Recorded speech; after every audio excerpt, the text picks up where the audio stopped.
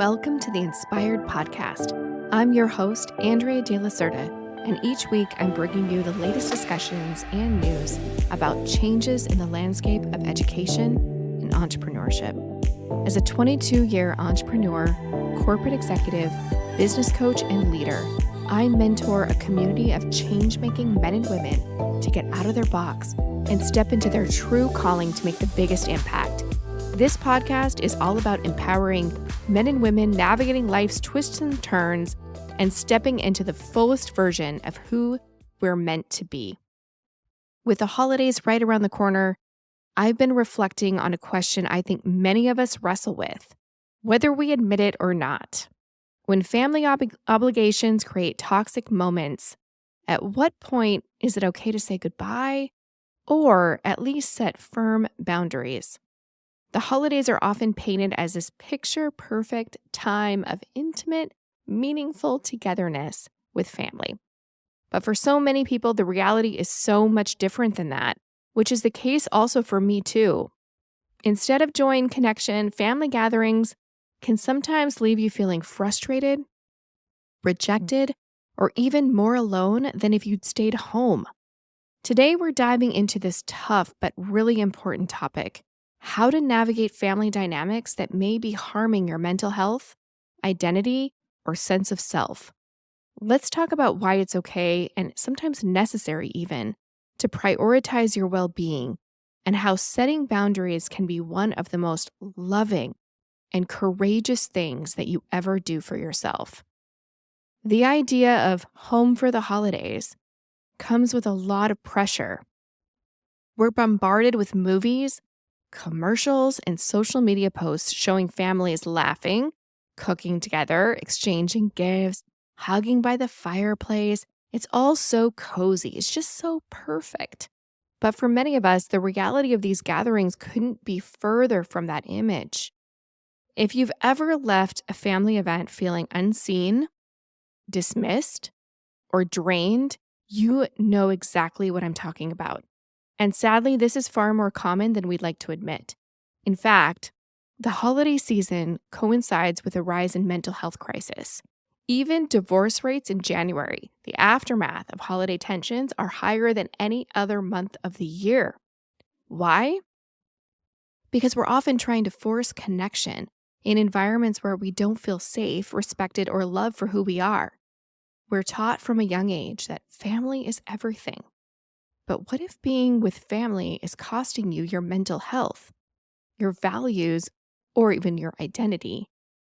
This question's been weighing on me lately, especially after a recent conversation with a dear friend. 4 years ago, he came out as a member of the LGBTQ plus community to his family. While he hoped for love and acceptance, what he got instead was rejection, cloaked in discomfort. His devoutly religious family struggled to accept him, and every holiday since has been something he dreads.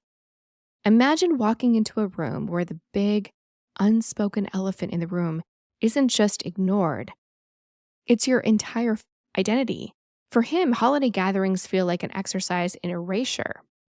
His family doesn't outright confront him, but their silence or on who he is speaks volumes. He's left feeling disrespected and insignificant, all because his truth makes them uncomfortable. Hearing his story broke my heart because I know that he's not alone.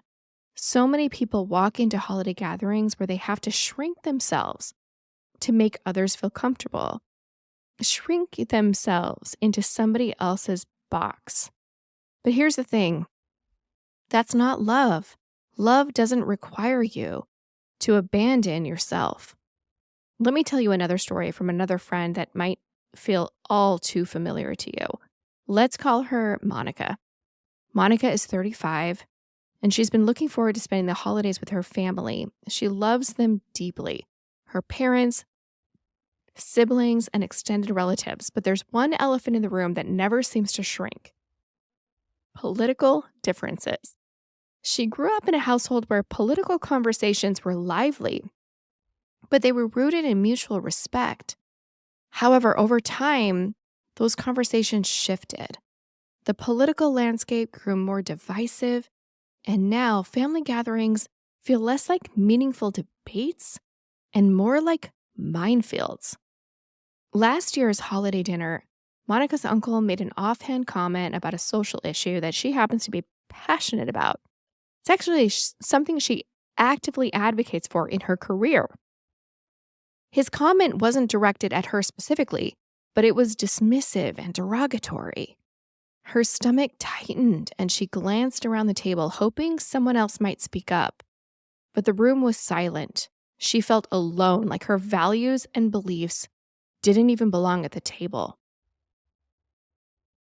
Later, when she gently tried to share her perspective, the conversation quickly escalated. Her uncle accused her of being, quote, too sensitive, and her dad, in an attempt to diffuse the situation, just told her to, quote, just let it go. It's the holidays. But letting it go felt like abandoning herself. This year, Monica finds herself at a crossroads. She wants to see her family, but the thought of sitting through another meal filled with tension and dismissiveness is daunting.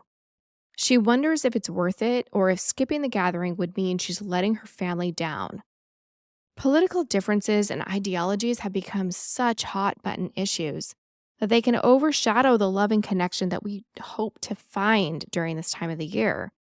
So how could anyone navigate these dynamics without also sacrificing their own values and their mental health? I want to talk about a few possible paths forward.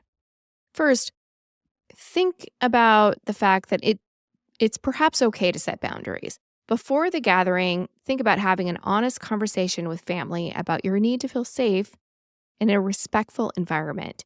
You might say something like, I really want to spend time with everyone, but it's important for me that we avoid political conversations. Let's focus on what connects us rather than what divides us. But perhaps also consider having an exit strategy. The fact is, we can't control how others behave at the end of the day. So if the conversation does turn uncomfortable, have a plan to excuse yourself. Whether it's stepping outside for a breather or leaving the gathering early, knowing you have an option to remove yourself can provide peace of mind. So how do we navigate these situations? When is it okay to say, you know what, this is not healthy for me and I need to protect my peace? The short answer is that it's always okay. It's okay to set boundaries when the cost of being with family is your mental health, your sense of safety, or your ability to show up as your authentic self. Setting boundaries doesn't mean you don't love your family. In fact, it can be one of the most loving things you actually do because it's loving to yourself and it's loving to them. It creates clarity. It says, here's what I can and can't do. Here's what I need to feel safe, respected, and valued. Boundaries, it could look like skipping certain gatherings or leaving early if things get tense. They can mean being upfront about topics that are off limits. It's not about punishing anyone. It's about creating space where you can thrive. So make this space for you. You could decide to skip the family dinner altogether and create your own holiday tradition, one that allows you to celebrate in a way that feels authentic and joyful. And I'll be honest, I've personally had to make the difficult decision to create space from some very close members of my family altogether over the last couple of years. And in the course of that, at times I've been treated a little bit like a black sheep. Growing up in a very religious, paternalistic community as a woman entrepreneur, it really isn't easy to find support all the time. So this holiday season is going to be more of that same. It's going to be me creating space for myself. Sometimes I'm met with the subtle judgment about my decision from other people. But in an act of self-love, I've learned that my mental health matters. And it matters more than anything. The holidays are a time when we want to feel connection, warmth, and love.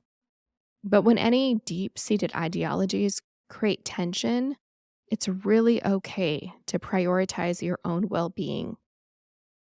It's about recognizing when a situation is harmful to your mental health and choosing to protect your peace. The truth is, we can love our families and still acknowledge that certain dynamics are not serving us. And, again, sometimes it's even okay to say goodbye.